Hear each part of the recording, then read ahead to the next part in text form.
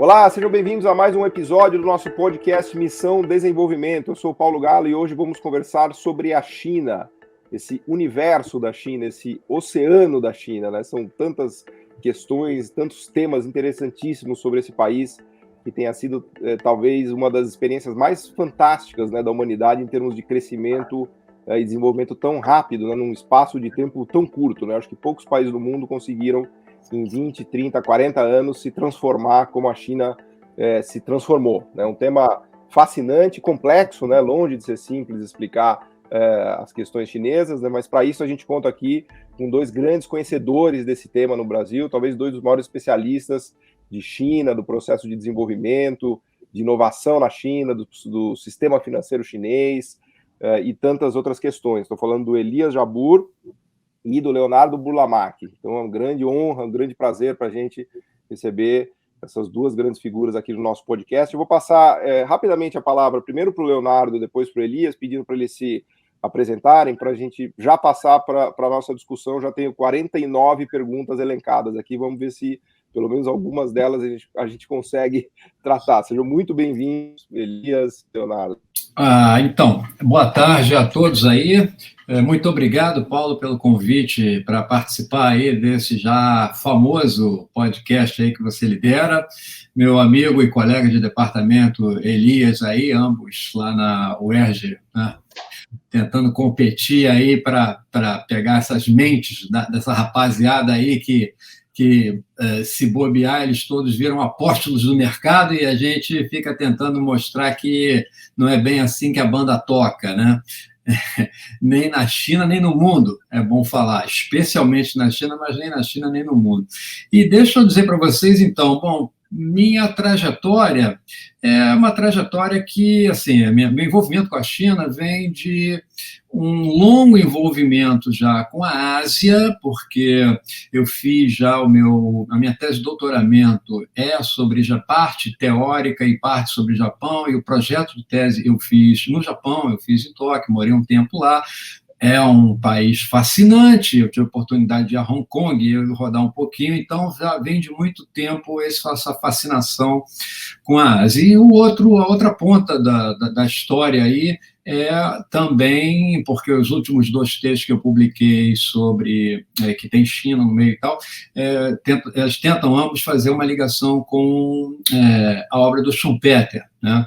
Talvez um pouco surpreendentemente sim, as pessoas conhecem o Schumpeter como concorrência, inovação e ciclos e tal, bom, mas tem ali toda uma linha de reflexão do Schumpeter sobre socialismo e não sobre capitalismo, mas que você pode aplicar com alguma, não digo facilidade, né, mas tem um tipo de leitura que te leva para a China e tal. Então, tem um longo envolvimento também aí com essas leituras do Schumpeter e da literatura do chamado Estado Desenvolvimentista Asiático. Então, essas duas coisas foram convergindo, né?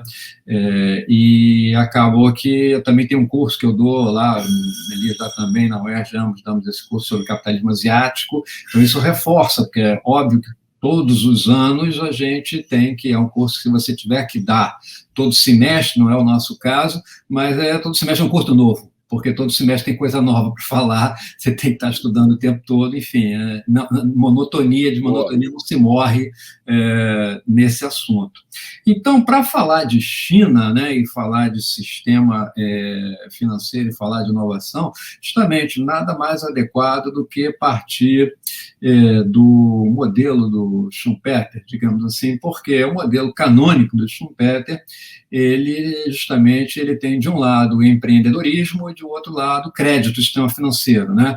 E as duas coisas juntas vão redundar no processo de concorrência, né? Concorrência via inovações, que é conhecido como concorrência schumpeteriana e tal, e a partir daí você tem conflitos, você tem deslocamentos regionais, você tem deslocamentos geográficos, você tem criação e destruição de empregos, você tem os lucros que saem desse processo. Enfim, literalmente em duas palavras, o processo de destruição criativa. E ele gera mudança estrutural. Ok. Então, na China, você tem, em 40 anos, o maior processo de transformação estrutural, crescimento com inclusão social. São mais de 800 milhões de pessoas tiradas da linha de pobreza, né, desde as reformas do Deng Xiaoping. E você tem um processo muito veloz de, justamente, incorporação de inovações, de upgrading tecnológico, né? E, portanto, de mudança estrutural, justamente como a, digamos, mapeada e teorizada pelo Schumpeter. Diferença fundamental. Por trás de tudo isso, você tem um Estado que é um Estado extremamente ágil do ponto de vista tanto da sua atuação nas finanças, quanto da sua atuação na promoção do que eu chamo de agendas schumpeterianas de desenvolvimento, que são coalhadas de inovação, né? Então, o Estado, a função empreendedora do Schumpeter não é feita pelo empresário individual, nem pela corporação apenas. As corporações estão lá, todas do mundo estão lá, e as que não estão querem estar lá. E tem as chinesas também, muitas delas são filhotes do Estado. Então, nesse sentido, Paulo e Elias, a China coloca, na verdade, 2 tijolos no colo, um no colo de ortodoxos e um no colo de heterodoxos, né?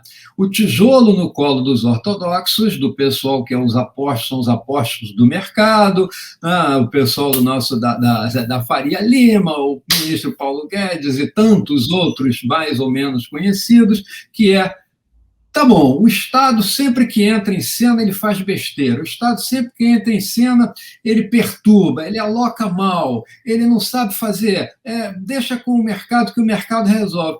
Então, para esse pessoal, eu falo assim, me explica a China. Por que me explica a China? Porque a China tem o maior sistema bancário do mundo. O maior sistema bancário do mundo é o chinês. Tem a terceira bolsa de valores do mundo, se você somar Shenzhen, Hong Kong e Xangai. Você só perde para os Estados Unidos. Tá? Os 5 maiores bancos do mundo são chineses. E são públicos. Opa! E são bancos de desenvolvimento. E são eles que estão por trás dessa arrancada espetacular do ponto de vista do desenvolvimento. Então, digo, se capitalismo liderado pelo Estado e finanças a cargo de um setor público, Banco de Desenvolvimento, se isso aí é sempre uma lambança, me explica a China. Porque o Brasil não cresce há 40 anos, mais ou menos, ou 30, ou 25, depende da conta do freguês. E a China, nesses 40 anos, veio de uma posição muito complicada no final da era do Mao Tse-tung e tal, para uma situação simplesmente de liderança. A China é a segunda economia do mundo, ou a primeira, se for medida em paridade de poder de compra. É o maior exportador mundial, é o segundo importador mundial. O que você quiser saber... A maior produção industrial do mundo, né? Sim, exatamente, ou seja, resiliência, o maior percentual de produção em termos de PIB global se dá na China. Então, a gente tem resiliência, tá certo? Em momentos de pandemia, Covid, etc. Então, resiliência virou uma palavra, né, vedete. Lá tem resiliência pra caramba.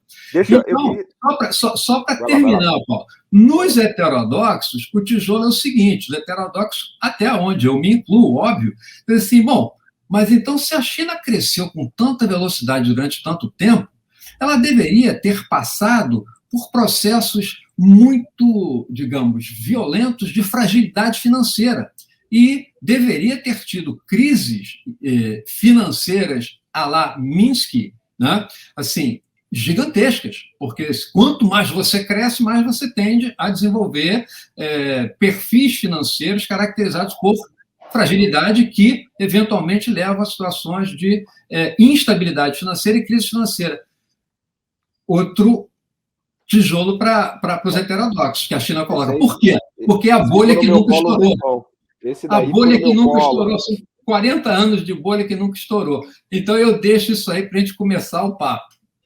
Boa, fantástico, Leonardo. Inclusive, deixa eu registrar que esse tijolo ficou no meu colo durante muito tempo. Eu passei apostando no estouro da bolha chinesa, foi antes de conhecer o Elias, porque o Elias acabou me convencendo que talvez ela não fosse estourar, mas eu, ali pelos idos de 2015, 14, 15, estava bem crente que haveria um estouro de bolha chinesa lá, Minsk, o momento Minsk, né, como você bem lembrou. Mas antes de passar a palavra para o Elias se apresentar e dar a primeira visão dele, eu queria só registrar, Leonardo, que por acaso eu estava lendo recentemente um texto do nosso amigo em comum, o Eric Reiners, né, que é um cara que eu considero fascinante, brilhante. Fascinante. Um texto dele antigo, em que ele justamente mostrava e comparava a proximidade de ideias de Marx e Schumpeter, né, na linha do que você estava falando, né, e pela linha do crédito, da produção, da inovação, dos avanços tecnológicos, né, ele dizia justamente isso que você está falando, que o que Marx e Schumpeter bebem muito mais, né, de uma água em comum do que se imagina, e para não falar mais recentemente agora também da Mariana Mazzucato, né, que usa muito essas ideias, que até inspirou aqui o título do nosso podcast, né, Missão Desenvolvimento, que no fundo ela pega um pouco essa coisa da China, né, do Estado empreendedor, né, porque na China, conforme você bem mesmo disse, e agora eu quero ouvir o Elias sobre isso, o Estado tem um comportamento muito empreendedor lá, né, algo impressionante. Mas enfim, Elias, seja muito bem-vindo aqui. Se puder falar um pouquinho da sua trajetória de estudo de China, eu sei que sua trajetória é muito longa, você ficaria horas aqui para contar a sua trajetória do tanto que você estudou de China, do quanto que você conhece de China, mas só dar uma linha aqui, um pontapé inicial também sobre essa questão do financiamento, das inovações, que depois a gente volta aqui, eu tenho umas perguntas mais específicas para vocês. Tá, eu primeiro, boa tarde, Paulo, meu amigo, companheiro, irmão Paulo, meu amigo também, Burlamac, meu companheiro de departamento, também inspiração intelectual, a gente troca muita ideia, a gente lê as coisas dele. Burlamac, se você não sabe, ele foi presidente da minha banca de concurso na UERJ, né? Então, é uma das coisas que eu carrego na minha vida, essa honra, né? E eu tenho linha com o pensamento do Burlamac, né? É difícil encontrar algum ponto aqui até porque não é muito meu hábito no debate ficar buscando pontos de divergência, mais buscar pontos de convergência, porque a partir disso dá para se construir coisas mais interessantes do ponto de vista intelectual, ainda mais em um ambiente como o nosso, que é altamente polarizado, altamente marcado pela vaidade e pelos pequenos comportamentos, né? O que não é o caso meu, muito menos o Leonardo, no que tange a nossa relação intelectual, que já dura desde quando entrei na UERJ, né? Muito menos entre nós, né, Paulo? Eu já estudo a China, literalmente estudo a China desde a administração científica, né? Que, aliás, é um erro atribuir que eu sou especialista em China, né? A minha grande preocupação, desde quando entrei na universidade, comecei a ser orientado, as minhas primeiras pesquisas de iniciação, com relação ao socialismo, ou seja, o socialismo sempre foi minha grande preocupação e tem sido a minha grande preocupação até hoje. A China é apenas uma unidade de análise que eu uso para entender a viabilidade ou não de uma sociedade, de uma formação econômico-social de nível superior à capitalista, né? Então, acho que essa é a minha grande obsessão intelectual, compreender essa coisa toda que envolve o socialismo, as possibilidades do socialismo, as ideias que o Burlamac traz sobre do socialismo, entre aspas, jupiteriano, também tem ajudado muito na minha visão heterodoxa do socialismo. Eu sou marxista, tenho orientação marxista, mas eu não tenho uma visão fechada de mundo, o que me leva a ampliar meus horizontes intelectuais a partir disso, né? Então, já estou nessa trajetória. Meu primeiro artigo aprovado para alguma coisa sobre a China de 25 anos atrás, né? No seminário de iniciação à pesquisa científica pela USP, em 96. De lá para cá, já são 4 livros, esse ano lanço mais 2 sobre a China, são quase mais de 100 títulos, entre papers em revistas acadêmicas, com qualis, de artigos de opinião em jornais de grande circulação, dentro e fora do Brasil. Ou seja, eu tenho uma trajetória, entre aspas, que consolidada quando o assunto é a China, socialismo, etc. e tal. Essa questão da inovação do sistema financeiro, a questão aliás, antes de entrar nisso, é bom que se diga que quando a gente discute desenvolvimento econômico, muitas vezes, a heterodoxia também tem, apesar de não dever, comete muito esse erro, que é esvaziar o conteúdo político daquele processo, né? Poucas pessoas lembram, por exemplo, que recentemente o Partido Comunista da China fez 100 anos de idade, né? E o governo chinês, a partir do seu próprio presidente, a partir das próprias manifestações na China deixa muito claro qual é o conteúdo político daquela experiência. Somente os ocidentais não querem saber, não querem levar isso em consideração, mas eles deixam muito claramente que o passado, o presente e o futuro deles tem uma ligação direta com o socialismo, e que sem o socialismo não haveria China moderna, sem Partido Comunista não haveria China moderna. O Xi Jinping fica lá recitando Marx o tempo todo, né? Na comemoração dos 100 anos, ele ficava lá. Da década de 30, Paulo, né? Se a gente for ver, por exemplo, aí eu fiz muito desse tipo de estudo, por vias de ofício, foram várias, assim, eu calculo mais de 120 publicações na década de 30, relacionando a obra de Marx com a realidade chinesa, né? Então, eles conseguiram fazer a chamada sinicização do marxismo, com muita capacidade, né? Quem lê Mao Tse-tung sobre a contradição, por exemplo, que é um livro dele mais interessante do ponto de vista filosófico, você percebe uma análise de classes sociais na China da década de 30 que é simplesmente impressionante, a década de 40, né? Todos os textos produzidos pelos marxistas chineses até a Revolução de 49, fazendo uma radiografia daquela realidade, é um exercício de transformação do marxismo em uma ideologia, em um campo de estudo para analisar uma realidade concreta. Então, o Xi Jinping faz o que historicamente tem sido feito na China, que é a busca da interseção entre o marxismo e a realidade nacional chinesa. Sobre essa questão que o Léo coloca, se eu posso chamar de Léo aqui ao vivo, Leonardo, se você me permite. Por favor. Essa questão do sistema financeiro, eu coloco isso, concordando com tudo que ele coloca, né? E colocando, ele coloca a porta de entrada, eu vou entrar pela porta de saída dessa história. Eu coloco a questão da inovação e do sistema financeiro chinês como parte de um todo complexo, tá? Que envolve, sim, as reformas econômicas de 78, mas quando analisa as reformas econômicas de 78, né, eu observo, Léo, um Estado que cria uma economia de mercado, né, e essa economia, e o socialismo acaba se reinventando através dessa economia de mercado, né, através de instituições de mercado, e dentro dessas instituições de mercado, que vão surgindo ciclicamente, levando o socialismo a uma auto-reinvenção, se encontra o sistema financeiro. Então, a China ela vai inaugurando, desde a década de 80, ondas de inovações institucionais que culminam na década de 90, do que eu chamaria de uma economia de mercado keynesiana jupiteriana, ou seja, que é uma economia de mercado, de uma economia monetária de produção, onde subsiste, de um lado, 96 grandes conglomerados empresariais estatais, que significa 96 empresas do porte da Petrobras, no núcleo produtivo da economia, né? Ao lado disso, um sistema financeiro que hoje conta com mais de 30 bancos de desenvolvimento. Quando eu falo 30 bancos de desenvolvimento, eu estou falando de bancos com princípio ativo do BNDES. Eu dou sempre o exemplo, Léo, do seguinte: o metrô de Xangai agora passou por uma expansão e se transformou no maior banco, no maior metrô do mundo, por exemplo, né? E 56% dos investimentos para este metrô saíram de moeda criada pelo Banco Municipal de Xangai. Ou seja, isso significa que a China se utiliza de uma categoria que é muito desenvolvida.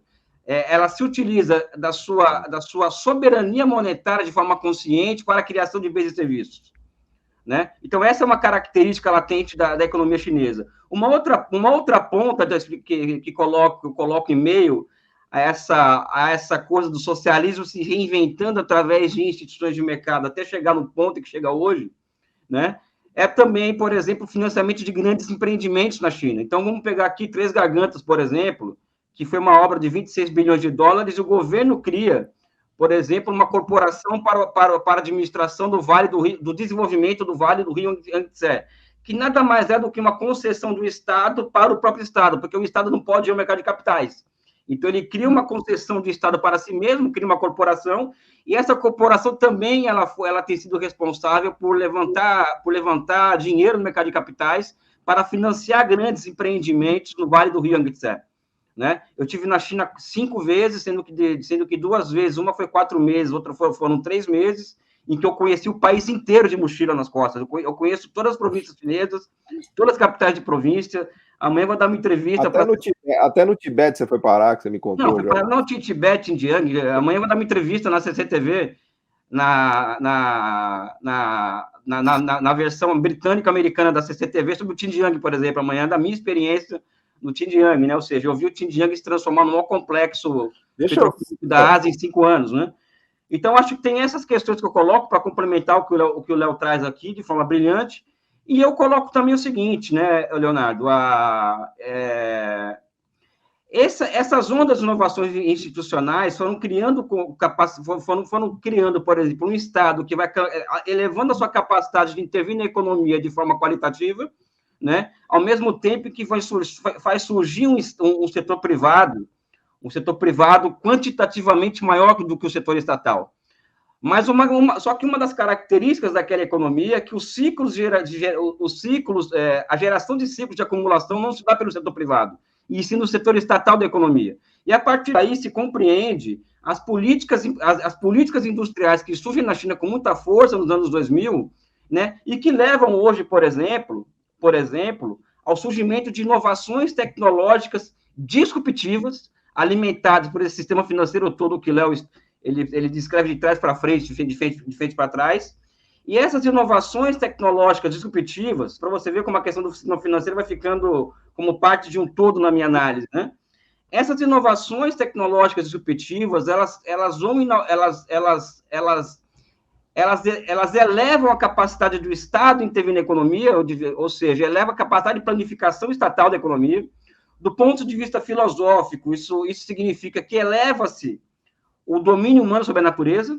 Aí eu recorro a Marx, ou seja... Nesse gancho aí, quando você concluir, que eu queria fazer uma pergunta para o Leonardo, que vai pegar na veia dessa questão aí, vai lá. Ou seja, eleva-se o domínio humano sobre a natureza e isso indica mudança no modo de produção. Então, eu vejo, Léo, que a China hoje, o que acontece, ao se elevar a capacidade de domínio humano sobre a natureza, porque eu acho que teoria e história são duas coisas que andam juntas, né? não andam separadas, né? A gente não vai no supermercado, escolhe uma teoria, aplica numa realidade para ver como que fica, né? Vão surgindo novas regularidades naquela economia que fazem com que a China se transforme num grande desafio para as ciências sociais.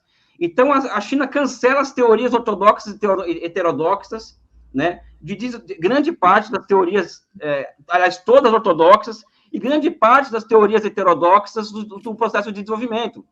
É o que o Burlamac coloca-se um tijolo no colo da heterodoxia. Então, eleva-se a capacidade de intervenção do Estado, do homem sobre a natureza, arrasta-se para frente a fronteira das ciências humanas e sociais, a partir dessas inovações tecnológicas, e o papel do cientista social aí é buscar saber quais são as novas regularidades que vão surgindo nessa economia, ou seja, qual que é o novo tipo de sistema econômico que vai surgindo ali, que é o esforço que eu tenho feito, né? Com essa ideia, por exemplo, assim como o Burlamac pega o Schumpeter, eu pego o Rangel, né? Eu tiro aquele livro dele, Elementos de Economia e Projetamento, atualizo aquele conteúdo, e a partir dali eu consigo enxergar novas regularidades da economia. Já vou encerrar aqui já. Eu consigo enxergar novas regularidades naquela economia, que nada mais aí eu chego a uma forma histórica de socialismo que eu chamo, Léo, quando a razão se transforma em instrumento de governo, ou seja, o socialismo hoje ele se apresenta ao mundo. Aí, depois eu falo do projetamento de forma mais concisa, mas acho que o socialismo hoje ele se apresenta ao mundo a partir da visão schumpeteriana também, que entra nisso, evidente, como a razão transformada em instrumento de governo, né? Enfim, depois a gente fala mais de conteúdo político do Estado chinês, etc. Eu queria fazer... Bota essa bola aí, Léo. Boa. Eu queria me alavancar na sua pergunta, para devolver a palavra para o Leonardo, usando essa sua ideia do socialismo orientado ao mercado, que eu acho muito interessante, e que você destaca, né, a grande virtude da destruição criativa que houve na China, inclusive em contraposição à União Soviética, né, fazendo uma propagandinha aqui do nosso curso sobre a União Soviética, você fala muito disso, né, que uma das grandes sacadas do sistema chinês foi conseguir incorporar Schumpeter num certo sentido de ter destruição criativa. E aí, Leonardo, eu queria te fazer uma pergunta, que na verdade é a pergunta que eu me faço todo dia sobre a China, né? E eu tenho certeza que você vai poder jogar muita luz nisso aqui, e que tem a ver totalmente com esses dois tijolos aí que você falou, que eu achei fantástica essa caracterização que você fez do tijolo no colo dos ortodoxos e dos heterodoxos. Os ortodoxos é mais fácil, porque a gente sabe que tem uma montanha de tijolo no colo deles, então eles estão quase, né, vamos dizer assim, enterrados, né, numa pilha de tijolos. Mas o tijolo no colo dos heterodoxos incomoda, né? E a pergunta que eu te faria, e que eu sempre me questiono é, num sistema de mercado tradicional, né, vamos dizer assim, schumpeteriano típico, com instituições financeiras privadas, o que a gente vê é o mecanismo de mercado validando quais são processos acertados e quais são processos errados.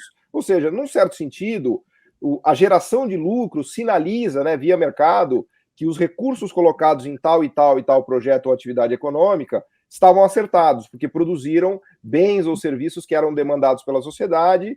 Então, a gente poderia entender o mecanismo de mercado como um processo de validação de coisas, né?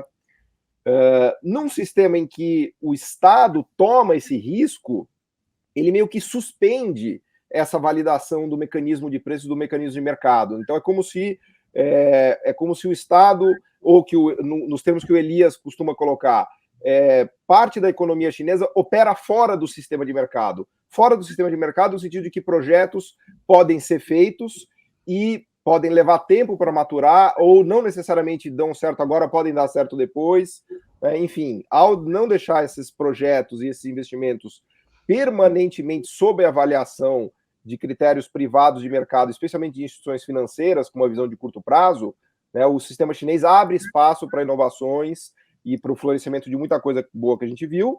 Mas a pergunta que eu te faço é, mas e as coisas ruins? Como é que o sistema chinês faz para evitar que se construam pontes que ligam nada a lugar nenhum a todo momento, né? Porque lá no fundo dessa discussão tem um quê de Gosplan, de planejamento central do Kremlin, de que alguém sentado na cadeira lá da Gosplan seria capaz de enxergar o mundo e planejar o mundo, né? Uma visão bem de planejamento central, né? E eu acho que o pulo do gato da China foi conseguir fazer um planejamento central, por assim dizer, schumpeteriano, que é quase algo contraditório. Enfim, estou dando uma viajada aqui, mas acho que deu para sacar qual é o meu drama aqui. Eu gostaria de ver como é que você reage a isso. Dá para responder isso de uma maneira, acho que relativamente clara. Agora, o meu pulo do gato é o seguinte: todo mundo conhece Schumpeter mal. Fala-se muito mais em Schumpeter do que se lê Schumpeter. E quando se lê alguma coisa sobre o capitalismo, socialismo, democracia e tal, sobre a parte de capitalismo, que é fantástica. Mas o que realmente interessa e o que realmente me dá, não sei a todos, mas dá a mim uma moldura conceitual muito confortável para olhar para a China, é o que o Schumpeter escreve na seção do livro que ele trata de socialismo, e que ninguém lê, a verdade é essa, ou muito pouca gente lê. E aí, então, eu não vejo, para começar a conversa, eu não vejo que a China seja um sistema orientado pelo mercado ou Estado. Não, é pelo contrário, é um mercado que é orientado pelo Estado.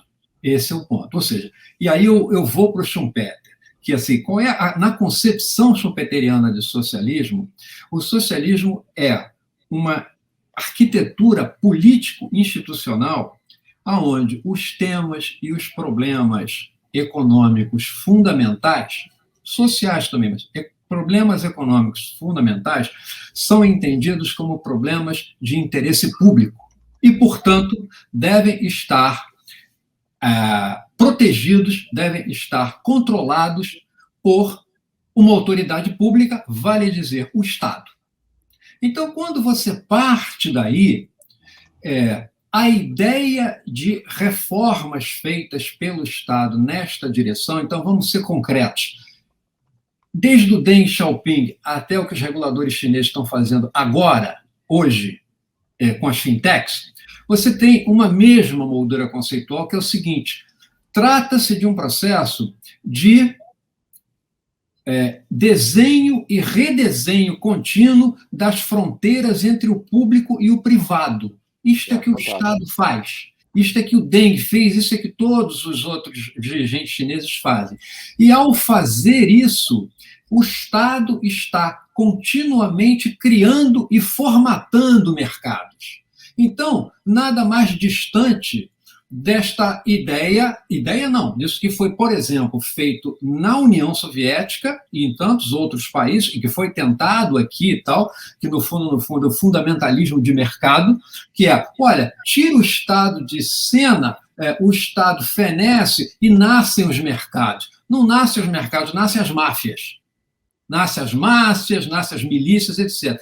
Então, nesse caso, não é isso, não tem nada a ver com isso. É o Estado que está no controle o tempo todo, mas ele está no controle, repito, redesenhando e desenhando e redesenhando entre as fronteiras entre o público e o privado. E aí sim, há uma diferença muito grande entre o socialismo com características schumpeterianas, que eu acho que é a melhor maneira de caracterizar a China, e o socialismo marxista. Por quê? Porque o socialismo marxista, querendo ou não, você tem a expropriação dos meios de produção, você tem a expropriação da classe capitalista, você tem a ditadura do proletariado.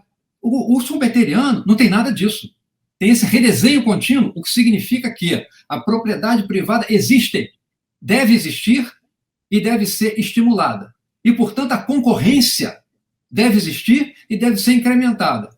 Porém, ambos devem ser supervisionados e regulados pelo Estado. Então, em duas palavras, concorrência e regulação. As duas são duas faces da mesma moeda.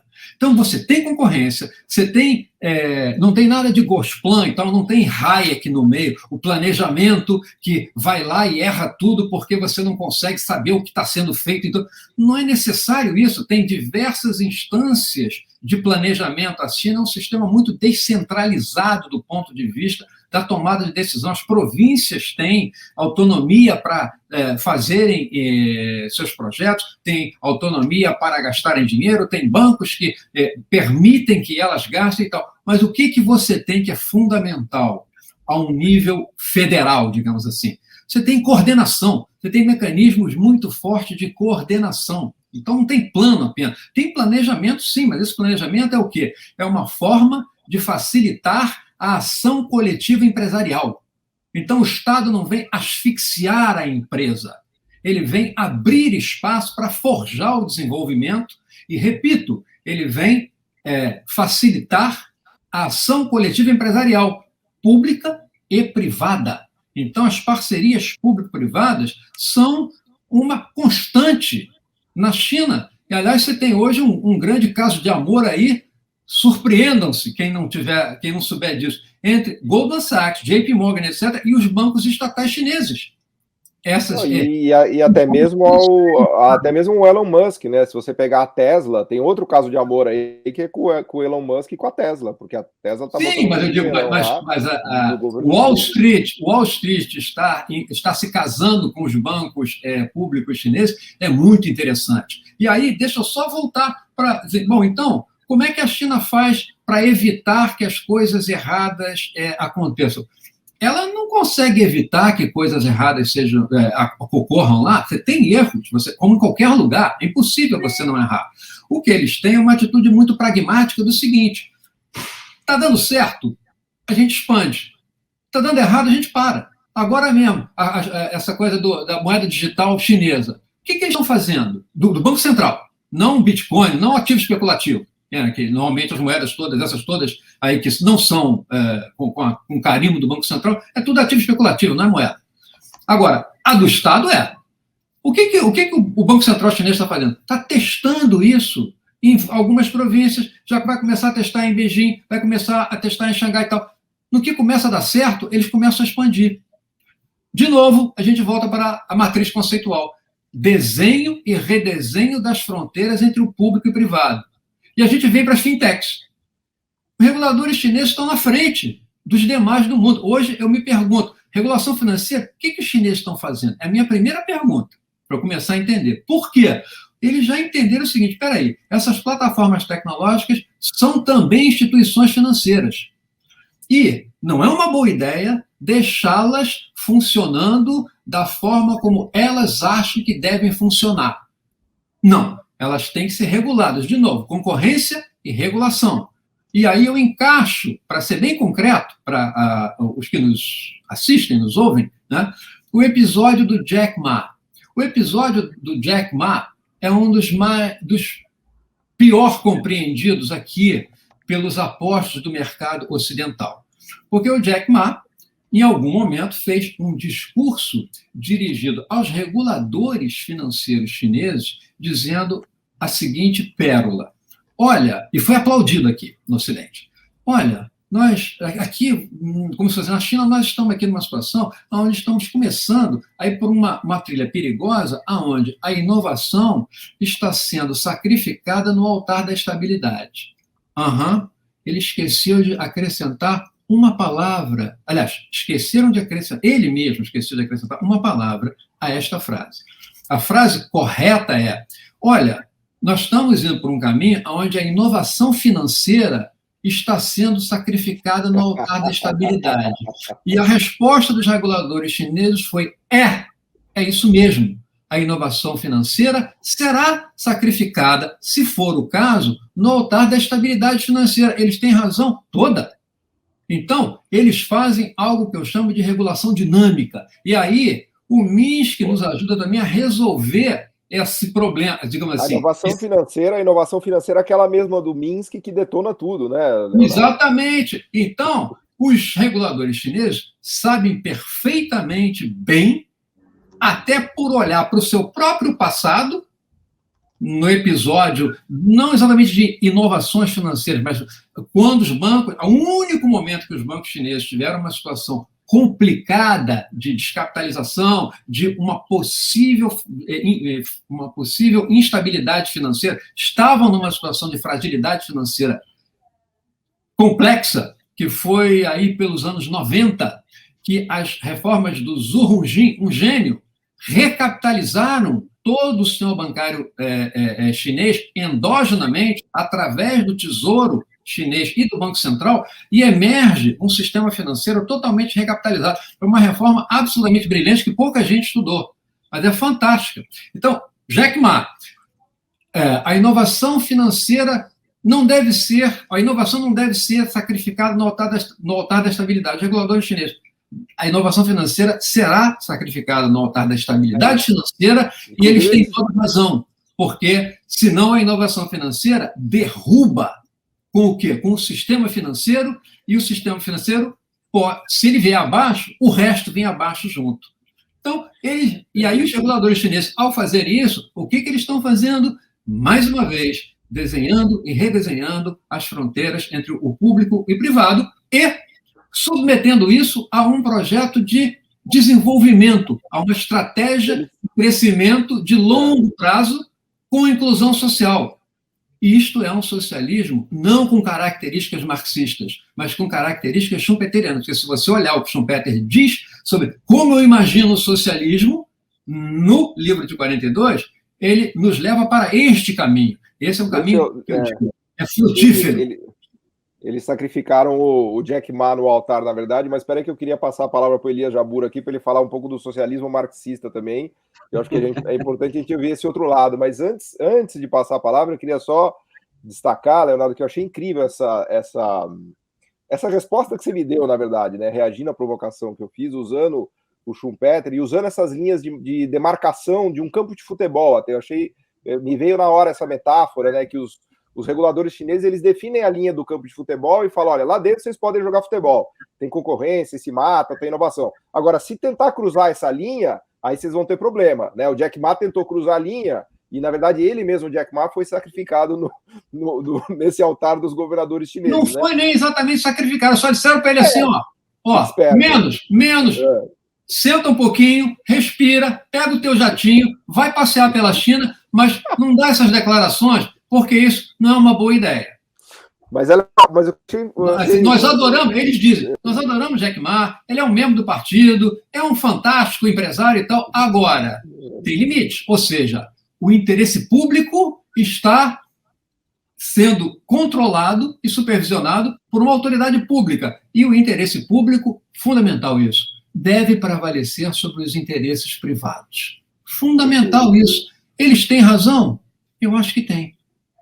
Então, e aí, Leonardo, isso que eu queria já devolver para o Elias. Eu achei incrível, porque dá para a gente pensar nessas linhas do campo de futebol como sendo as linhas de divisão entre o público e o privado, né? E justamente quando o privado quer cruzar a linha e jogar futebol fora do campo, o setor público, o governo chegava e fala: opa, não, você só pode jogar futebol aqui dentro dessas linhas que a gente está traçando, que nós reguladores estamos desenhando e redesenhando, porque nós reguladores vamos definir o que é o espaço público, o que é o bem público, né? E o que deve ser orientado, portanto, para questões públicas, e dentro do campo de futebol vocês jogam lá, vocês fazem o que vocês quiserem.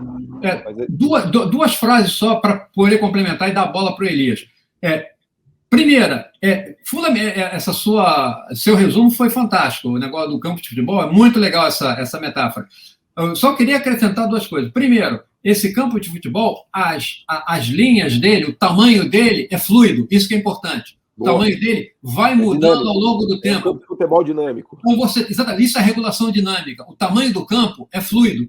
E por que ele é fluido? Porque eles percebem que eles também decidem sob incerteza.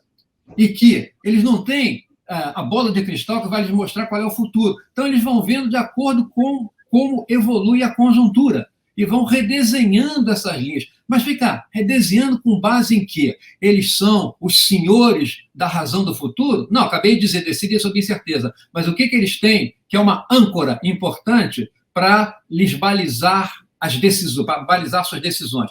Nós redesenharemos essas linhas entre o público e o privado e vamos estruturar os processos de regulação do processo competitivo tendo em vista ou subordinando isso a um projeto de transformação estrutural e de desenvolvimento econômico com inclusão social. Essa é a âncora maior. E o resto se subordina a isso. Não é difícil de entender. Elias, bola na mão, bola no pé. Faça a defesa. No pênalti, é só você fazer o gol. Pô, Bahia é fácil. Eu não faria, Léo, eu não faria uma distinção entre socialismo marxista e socialismo chupiteriano, tá?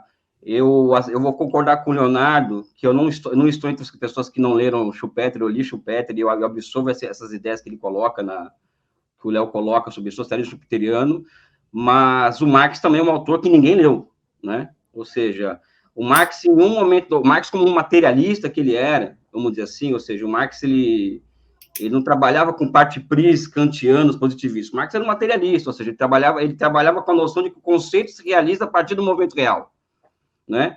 E quando eu vejo o Léo falar, por exemplo, você vê como eu busco a convergência o tempo inteiro, Léo, não a divergência, sabe? Quando o Léo fala, olha, o que existe na China é uma readequação do Estado e do privado o tempo inteiro. Eu olho para Marx, uma resposta que ele faz à carta de Veras das Ulrich, que ela pergunta se é possível se a Rússia a Rússia rural, a partir do meio rural, alcançar o socialismo sem passar pelas dores do parto da acumulação capitalista, né? E o Marx demora 3 meses, não sei se o Léo conhece essa história, ele demora 3 meses para responder essa carta, né? E quando ele responde, ele fala, é uma coisa que somente um cara do nível de um Aristóteles, de um Hegel, é capaz de fazer, fala, olha, minha filha, olha para a geologia, ou seja, as camadas geológicas elas vão se movimentando, porque o Marx ele era um pensador da dinâmica e não da estática, assim como o Schumpeter. Você observa as camadas geológicas se movimentando, então você percebe que elas vão se combinando uma com as outras, e a atual forma geológica que nós estamos observando, ela é produto de formas geológicas anteriores que foram se combinando entre si. Né? Então, se nós somos, por exemplo, nos ater ao princípio da identidade kantiana, a gente vai achar que A não pode ser B, enquanto que para os marxistas, C ela é resultado de A mais B. Então, indo no está ficando muito complicado para mim, não estou começando a entender, mas é muita filosofia para a minha base de economista. Ele vai falar que lá o Marx defendia a iniciativa privada, lá também no texto X aí, não tem, Elias? Qual é o... Não, calma. Leonardo, nós somos pessoas complementares, o seu conhecimento de economia... de filosofia, você está um Wittgenstein aí e eu estou aqui me perdendo, pô. Não é isso. A questão é a seguinte, a questão é que, por exemplo, quando você olha para a sociedade, quando eu olho para a China hoje, por exemplo, o que eu vejo? Eu vou voltando aqui para as camadas geológicas, né? O Marx nunca falou que seria o socialismo porque o Marx só trabalhava com o que ele via, não com o que ele não via, né? Mas ele apontava, por exemplo, socialismo vai ter setor privado, socialismo vai ter lei do valor operando.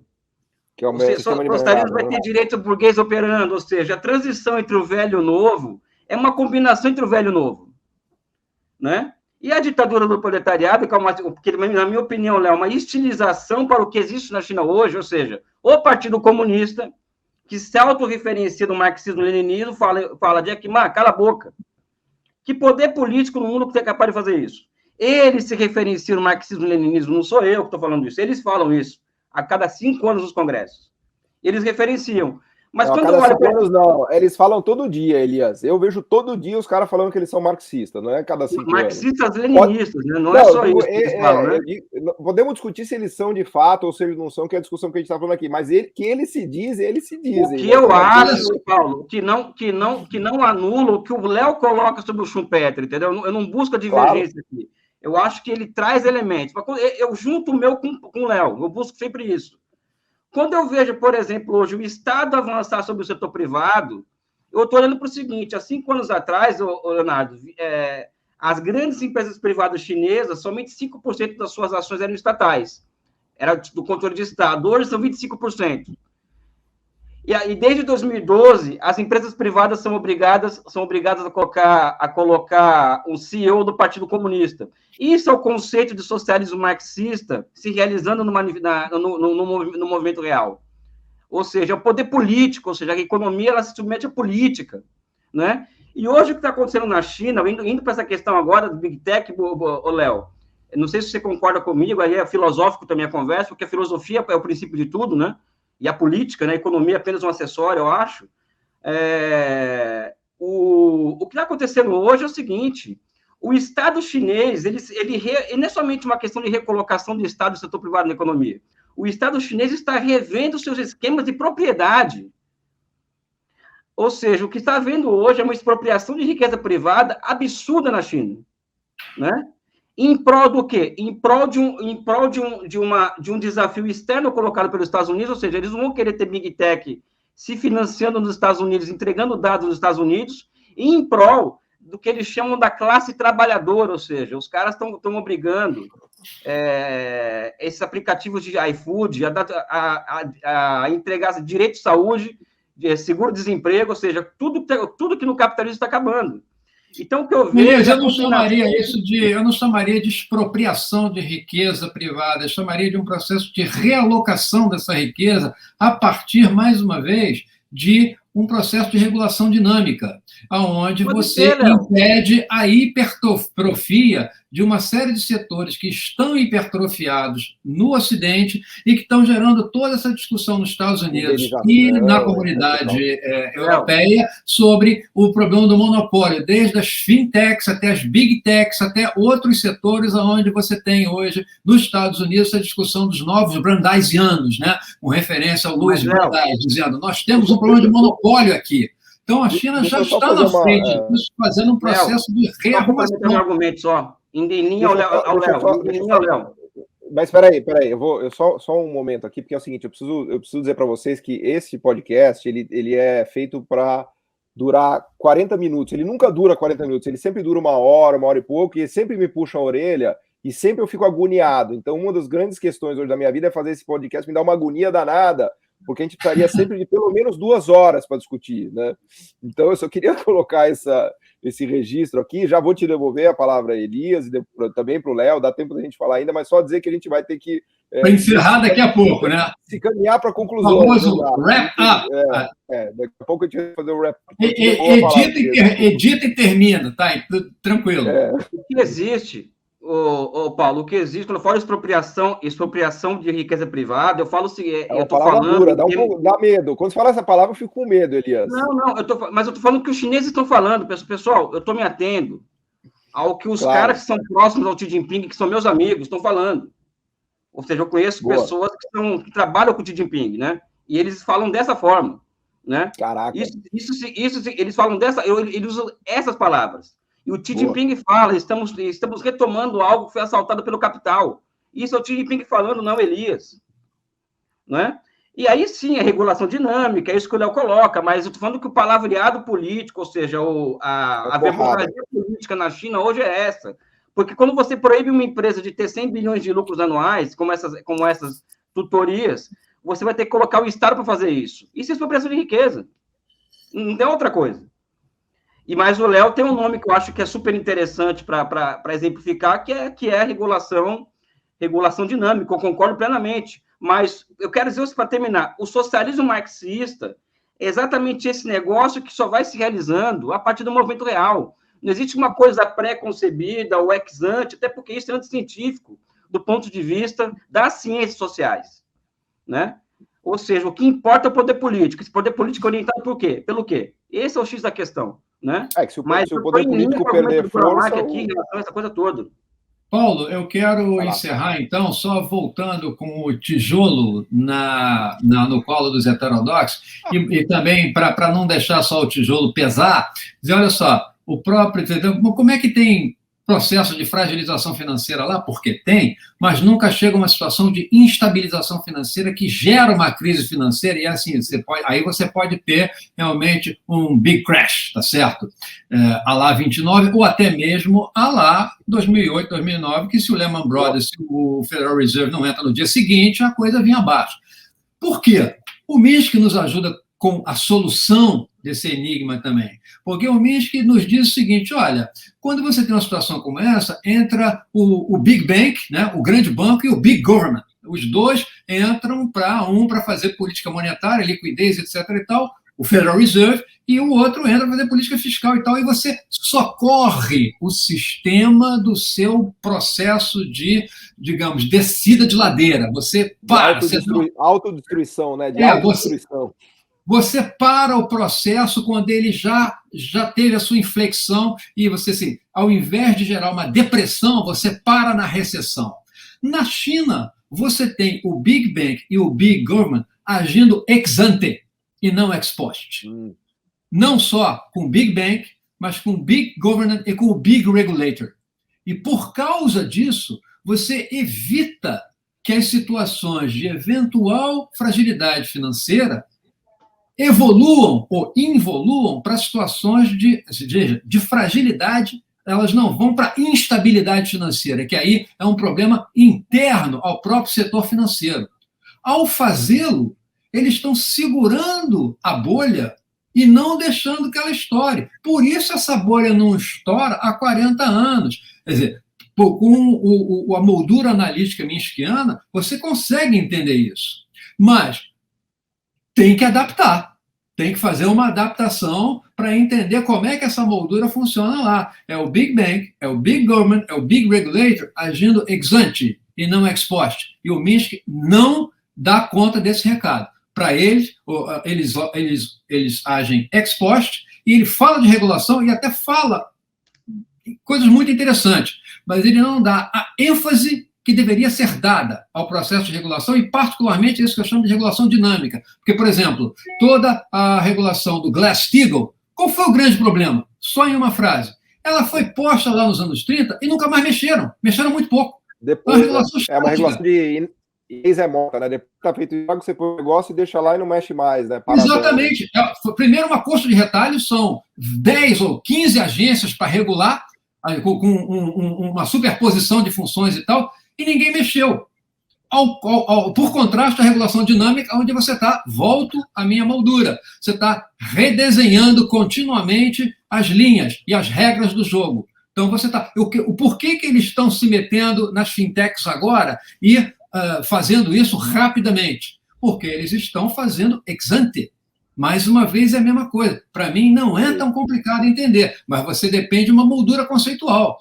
Se você vier com a ideia de que o Estado não funciona, de que o mercado... Aí é um febeapá, né? Aí é uma besteirada. Aí você não consegue explicar nada. É o que eu penso, você lê aí na imprensa. Não, porque aqui, olha só, olha que incoerência intelectual, minha gente. Vamos lá. Se eu pertenço a um clube que diz o seguinte: quanto mais Estado tem na economia, pior, porque o Estado, quando entra, faz lambança. E se eu sou um hayekiano de carteirinha, eu não teria, por obrigação, dizer: o Estado está entrando na China pra caramba, então deixa ele entrar. Quanto mais o Estado entrar, mais lambança ele vai fazer.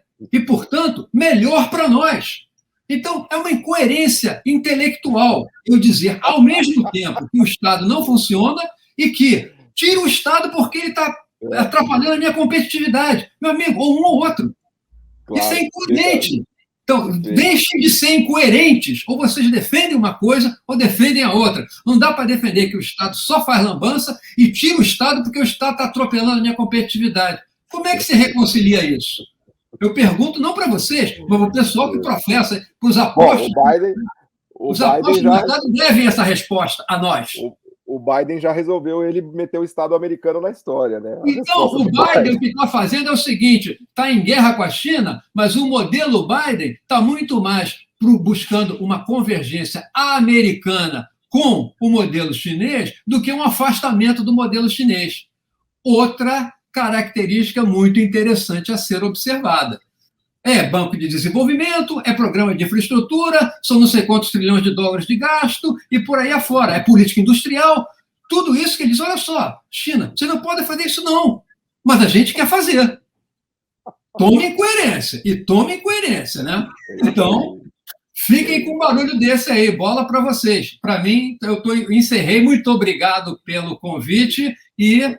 Obrigado aí pela conversa com o nosso filósofo Elias. Não é nem mais economista, né? O nosso filósofo Elias. Vou te falar, Léo, porque você tirou o tijolo do meu colo, cara. Eu tô assim, tô saindo desse podcast feliz sem o tijolo no colo. Elias, fala suas palavras. O Léo, vou fazer uma provocação pro Léo. A gente tem essa intimidade. Ele acabou de explicar para a gente o socialismo marxista se realizando como conceito no movimento real, entendeu? Ele acabou de explicar para a gente. Ele acabou de explicar direitinho para a gente, ou seja, o conceito de socialismo do ponto de vista marxismo se realizando no movimento real, porque é exatamente isso. Então eu posso chamar de socialismo schumpeteriano, porque daí eu fico feliz aqui.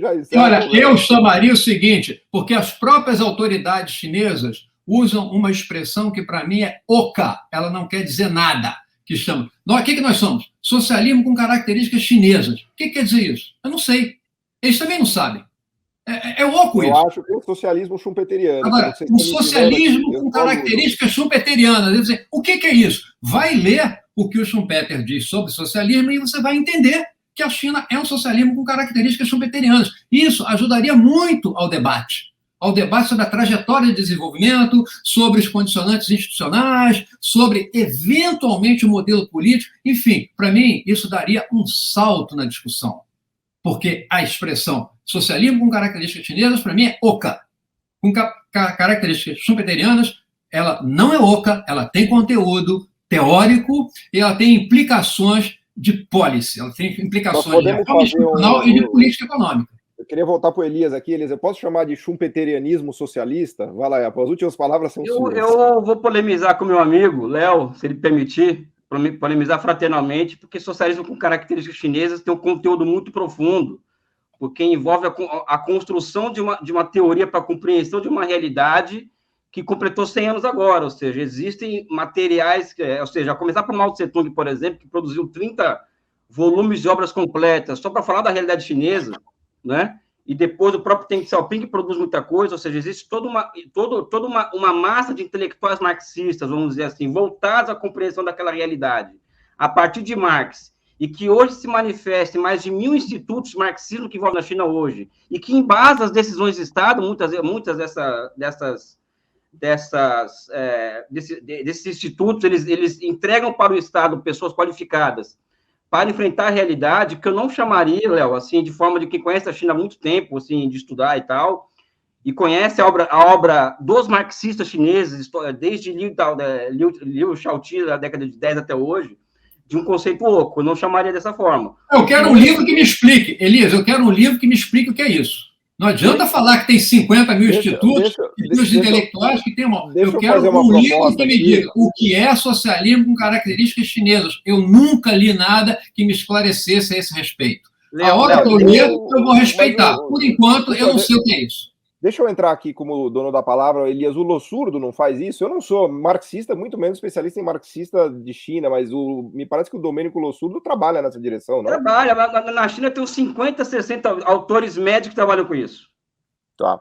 Então, Elias, indica para a gente um livro que nos sintetize essa ideia do que é o socialismo com características chinesas. Eu adoraria ler isso. Léo, deixa eu dizer uma coisa, Léo. É um socialismo schumpeteriano. Para mim é um socialismo schumpeteriano. Para mim está claro. Não, tá tudo certo. Pessoal, a questão é que eu sou uma pessoa hoje que estou numa fase da minha vida em que eu busco mais a convergência do que a divergência. É uma coisa minha particular. E eu não jogo, eu sou uma pessoa que, como marxista e hegeliano, eu não aceito tudo e também não jogo fora tudo. Então, quando o Léo, por exemplo... Os marxistas não te aceitam mais, porque você está muito amigo de keynesiano, de schumpeteriano, os marxistas já não, mas já eu não querem mais falar com você. É problema deles, né? Ou seja, eu não tenho problema, eu sou Elias, entendeu? Então, por exemplo, o Léo, por exemplo, ele me entrega uma elaboração, não é? Cara, eu não vou nem refutar e nem aceitar, eu vou ler criticamente e absorver. Não vou ter uma atitude desonesta do ponto de vista intelectual e falar, pô, isso aí é ruim e tal, tá competindo na minha raia. Muito pelo contrário, eu vou absorver o que é interessante, como eu sempre faço, ou seja, todos os meus artigos sobre a China eu cito Leonardo Burlamack, né? Todos. Não tem um que eu não cite. Né? Obrigado. Então, eu tenho uma postura intelectual muito diferente, Léo, de 99% das pessoas hoje da universidade. Mas isso eu sei, eu te conheço, não precisa falar isso para mim. Lógico, não, eu sei disso. Por então, isso que, o papo por isso flui que aqui tá, entre nós, né? Senão não estaríamos nós três aqui. Senão não estaríamos reunidos aqui. É que eu e o Léo estamos viciados em briga na universidade, porque a gente enfrenta ali o negócio. Não é briga entre nós dois, não. A gente... Não, mas olha só, Elias, na boa, eu acho o seguinte, a gente tem que buscar convergência, eu sou totalmente a favor disso, mas eu acho que, assim, do debate que sai o conhecimento. Claro. Então, a gente tem que quebrar o pau, mas quebrar o pau amigavelmente, na busca de uma coerência, discutir as ideias e discuti-las criticamente. Senão, você tem apologetas, epígonos, e não um debate crítico. A ciência é dúvida, né? Por exemplo, então, a ciência é dúvida, e a ciência progride através da dúvida. Para encerrar aqui minha fala, Paulo, para encerrar. Por exemplo, encerra que eu estou preocupado que a gente está... A conversa está maravilhosa. Convergência pela convergência. Nós tivemos vários pontos de antítese, e eu trouxe síntese aqui para a conversa. Ou seja, quando eu falo convergência, por exemplo, eu colocar um contraponto a um argumento seu e trazer uma síntese a partir disso, porque senão vira criticismo e não dialética, né? Ou seja, então é buscar, vamos dizer assim, sínteses em cima do que nós estamos discutindo aqui. Para terminar, cara, uma coisa que eu acho, para um minuto, cara, a China hoje, indo ao encontro do nosso debate aqui, tem 2 milhões de caras hoje na China, Léo, que eles trabalham com 2 tarefas. Uma é catnap tecnológica, a outra é gerar 13 milhões de empregos urbanos por ano. Né? Ou seja, o impacto desse tipo de institucionalidade à teoria econômica são coisas que poucas pessoas estão percebendo. E eu coloco aqui o seguinte, no Brasil, talvez somente 2 pessoas estejam ligadas nisso, e modéstia à parte, essas 2 pessoas estão aqui hoje, que é eu e você, Léo. Que isso, companheiro, é muita responsabilidade. Não. Agora, Paulo, deixa eu deixar uma sugestão para você. Pô, pensa na ideia de fazer um curso de capitalismo asiático aí, com módulos e tal. Falta muito conhecimento, as pessoas não leram e falam sobre o assunto. Então, dá para ter gente para fazer isso aí. Isso porque a gente está falando só de China, mas se começar a falar de Japão... Não, se você falar de Ásia, é espetacular. O curso que a gente dá na UERJ é Japão, Coreia, Taiwan e China. Pode botar Singapura aí. É um curso fascinante. Quem não entender de Ásia hoje não está entendendo nada. Não está entendendo nada. É o caso do Brasil. É o caso do Brasil, dos nossos. Aqui vamos, sem comentário, mas de uma maneira geral, um intelectual hoje das ciências sociais aplicadas, qualquer uma, que não tiver um conhecimento razoável sobre a Ásia, está fora da conversa. Leonardo, você aprenda o que eu disse no começo aqui, para terminar. A China está arrastando para frente a fronteira das ciências humanas e sociais. Quem não perceber isso, não percebeu nada, entendeu? Mas eu acho que a Ásia também, Elias, fazendo aqui o ponto do Léo, eu acho que a Ásia como um Ásia! E eu queria até fazer um registro, assim, já concluindo agora, eu mesmo quero falar as palavras finais, até um registro aqui até de agradecimento aqui ao Leonardo, papel que ele viu lá atrás, junto com o Radium Chang, com a turma de Cambridge, ao incentivar, né, o conhecimento da Ásia, né, porque a gente tem muitos economistas hoje no Brasil, e meu caso certamente é um desses, assim, eu aprendi muito de Ásia a partir dos trabalhos lá do Radium Chang, de Cambridge, do Rainer, né, de várias ações que vieram, inclusive, do Leonardo Burlamack, do Butch Montes, né? Por onde anda o Butch Montes, né? Eu não sei, perdi o contato com ele, mas a Ford foi importante ali, foi sim. Esse esforço de estudar a Ásia e o que o Elias tem feito sobre China também para o Brasil é fundamental, assim, acho que se a gente não conseguir abrir o olho para a Ásia e para a China, a gente já está numa situação horrível, mas dá para ficar pior ainda. Mas enfim, pessoal, eu vou ter que infelizmente encerrar aqui, cometer a indelicadeza, agradecer muito, muito a presença de vocês, certamente vou convidá-los para a gente fazer uma outra rodada de conversas, né? Eu acho que essa discussão ficou fantástica, porque além da gente discutir China, além da gente discutir inovação e financiamento, a gente teve uma aula bônus aqui de Marx, uma aula bônus de Schumpeter e uma aula de Minsky. Então, realmente, tem uma densidade enorme nesse podcast aqui, porque a gente tratou de teoria marxista, de teoria schumpeteriana, minskiana, aplicado ao caso chinês, né? Então, realmente ficou muito, muito interessante. Agradeço muito a presença de vocês aqui. A gente teria, né, tempo, espaço, certamente, né, e material para falar horas e horas, mas infelizmente a gente tem que acabar esse podcast, mas agradeço você de coração, realmente é uma honra e um prazer enorme para a gente poder receber vocês por aqui. Olha, agradeço muito a oportunidade, o amigo Elias, e o convite para a próxima já está aceito. Boa. Estamos autoconvidando.